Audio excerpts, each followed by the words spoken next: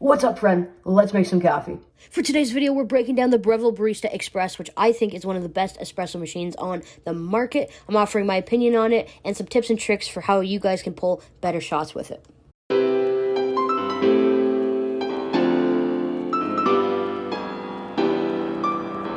So if you've been watching my content on TikTok or even my brew bar tour here on YouTube, you would know that the Breville Barista Express is the espresso machine that I've been rocking, using as my daily driver as of late, and I love this machine. I like to call it the complete package for someone who wants to get into making espresso at home. For the price point, you cannot beat everything you get in this machine. It comes with that built-in grinder, which is clutch. It's going to make you a really nice espresso, and it's instantly going to help up your espresso game. So whether you have a Breville Barista Express or are looking into possibly getting one, I want to offer you some of my favorite tips and tricks to help you get the most out of this machine and start pulling better shots.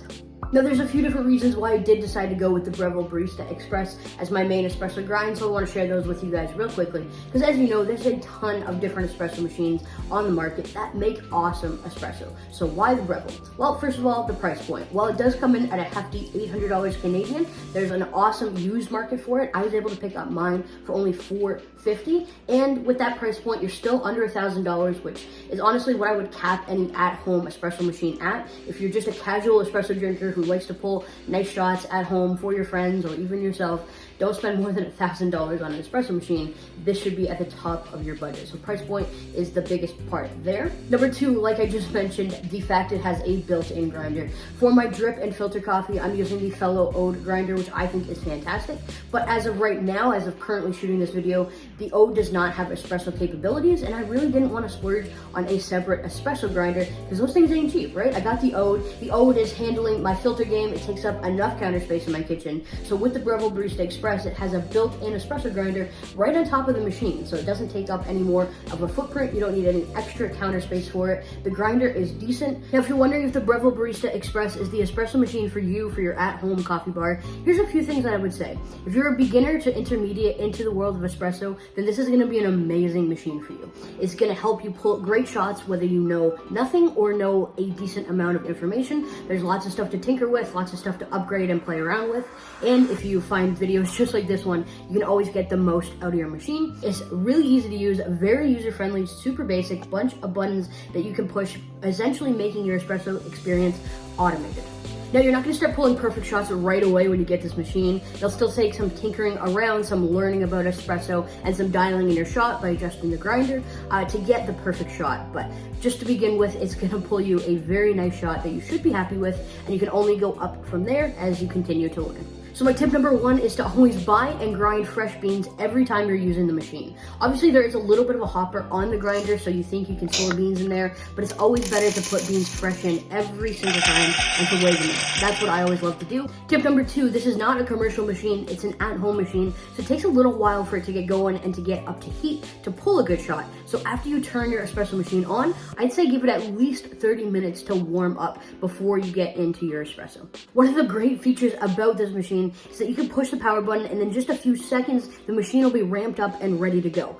But here's the kicker. The machine's not going to be fully heated yet. So like I said, allow it to sit for anywhere from 20 to 30 minutes to fully heat up. Lock your portafilter in so that heats up as well, because a heated portafilter is going to help give you a better espresso shot. When the machine and the portafilter are not both fully warmed up, the water will come into contact with a cold surface, and it's going to lead to under extraction and a sour tasting espresso shot, and you definitely don't want that. You spent the money on a Breville Barista Express to get better espresso shots, and hopefully you're using some freshly roasted, freshly ground espresso coffee, so you don't want a sour or a bitter tasting shot. So just take the extra few minutes to allow the machine and the portafilter to both heat up so you can up your espresso game. Allowing the machine to heat up and get to proper temperature will make a massive difference in the quality of shots that you're going to pull. For tip number three, Breville is going to give you a bunch of different baskets to try. I recommend you look for the double one and try to find a non non-pressurized one. This is going to help you pull much better shots. The machine just seems to run better when it's using the double filter baskets.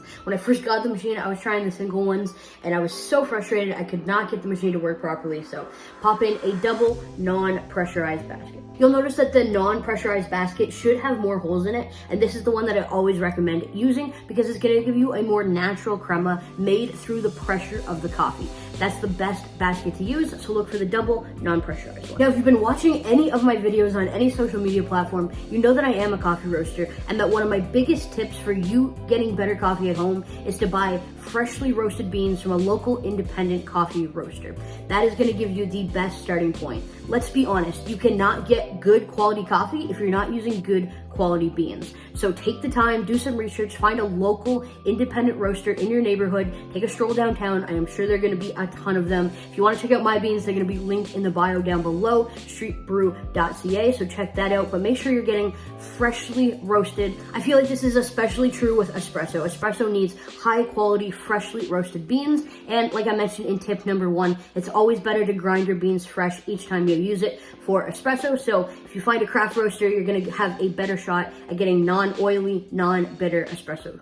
Now, when it comes to actually using this machine and pulling a shot of espresso, I have a few tips that I would recommend. Step number 1, turn on the steam wand first to get any kind of water out there and help to heat up the machine a little bit quicker. Tip number 2, Breville gives you this little tamper that's built in with the machine. It's just their standard one, and it's good for beginning, but I would highly recommend that you upgrade to a more heavy-duty tamper. I got this beautiful one from Crema Products, and it's actually a 2-in-1 distributor and tamper, so it gets the best of both worlds done. You're gonna be able to evenly distribute your coffee in your portafilter and then tamp it down with enough pressure and force to pull a great shot. Tip number 3, you should be looking for your shot to pull anywhere from 25 to 30 seconds. Breville does have a pre-infusion mode that can sometimes take your shots a little bit longer to pull, but you should be aiming for 25 to 30 seconds with the Breville Barista Express in my experience. Tip number 4, if you want to measure your input and your output, you should be looking for a 2-to-1 ratio. So if you're putting 17 grams into the machine, you should be looking to get out 34 grams. Another tip I have for the Breville Barista Express, because the grinder's a little bit messy,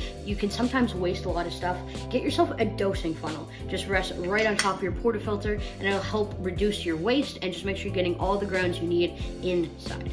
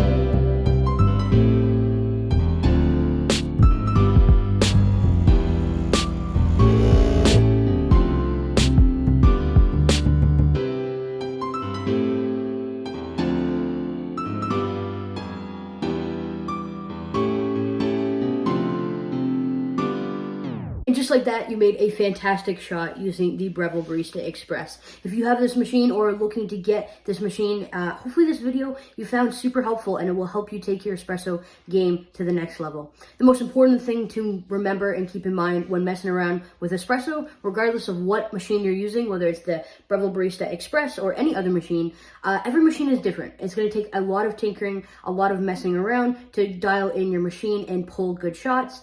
So just be patient, have fun with it, and just enjoy the process. Thank you guys so much for watching today's video. I really hope you guys enjoyed it. If you did, give it a big thumbs up and hit that subscribe button to join the coffee loving community. My name's Caitlin. I'm a coffee roaster from Toronto, Canada, and I just want to help you guys start drinking better coffee at home so you can take your coffee experience to the next level. Anyways, thanks for watching. I'll catch you guys in the next video. Remember, drink better coffee.